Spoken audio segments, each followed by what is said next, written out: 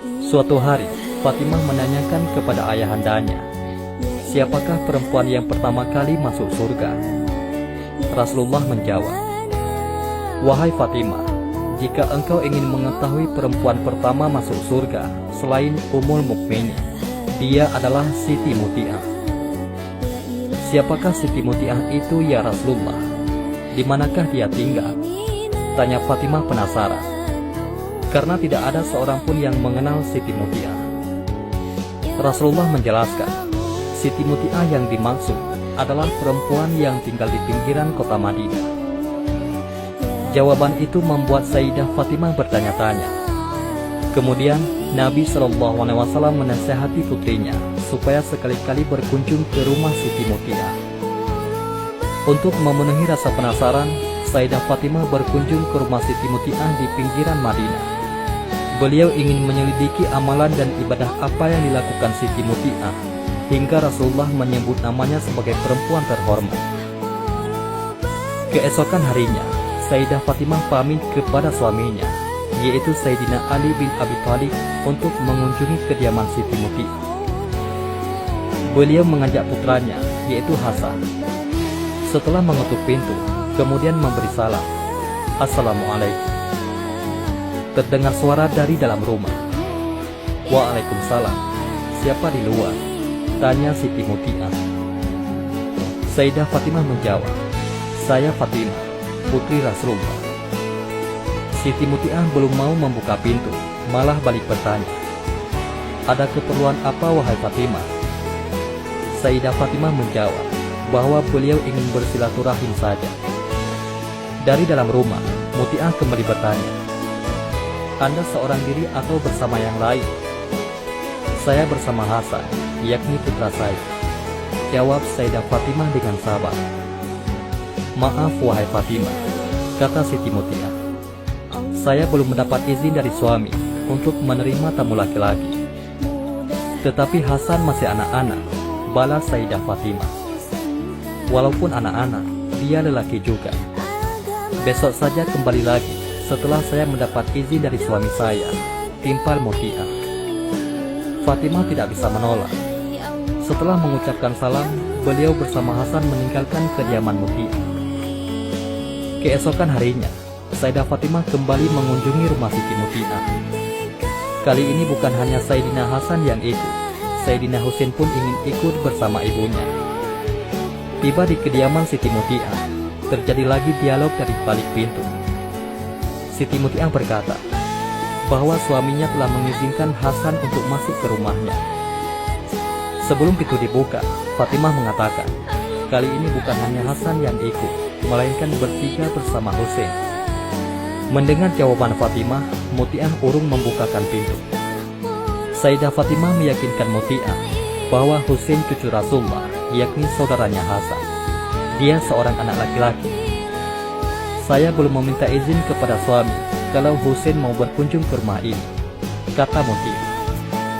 Tapi Husain masih anak-anak, tegas Sayyidah Fatimah. Walaupun anak-anak, Husain laki-laki juga. Maafkan wahai Fatimah, bagaimana kalau kembali besok setelah saya meminta izin kepada suami, kata Muti'ah. Sayyidah Fatimah tidak bisa memaksa Muti'ah. Beliau bersama Hasan dan Husain kembali pulang, namun besok berjanji untuk datang lagi. Keesokan harinya, Muti'ah menyambut kedatangan Fatimah bersama Hasan dan Husain dengan gembira. Kali ini kehadiran Sayyidina Hasan dan Sayyidina Husain telah mendapat izin dari suaminya.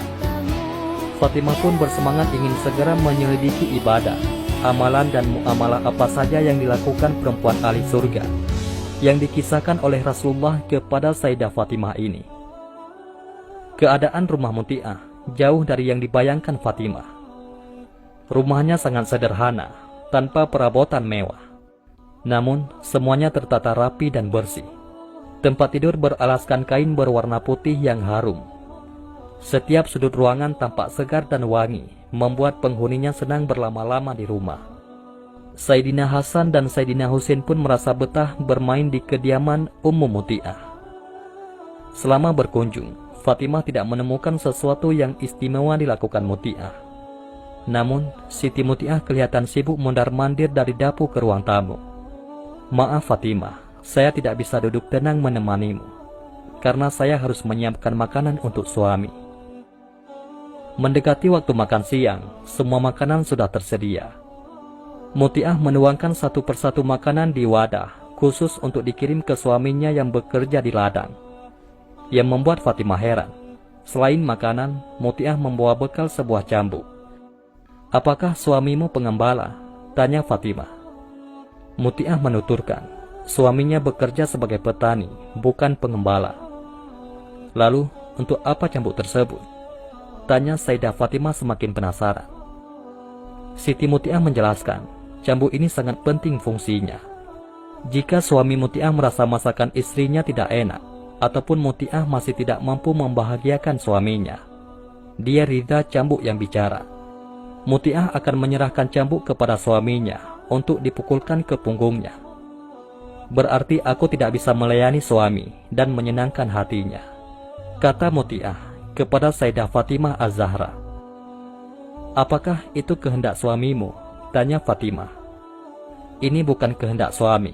Suamiku orang yang penuh kasih sayang. Semua ini kulakukan karena keinginanku sendiri, agar jangan sampai menjadi istri durhaka kepada suami." Jawaban Mutiah menjadi jawaban atas misteri yang selama ini dicari Fatimah. Masya Allah, demi menyenangkan suami, Mutiah rela dicambuk.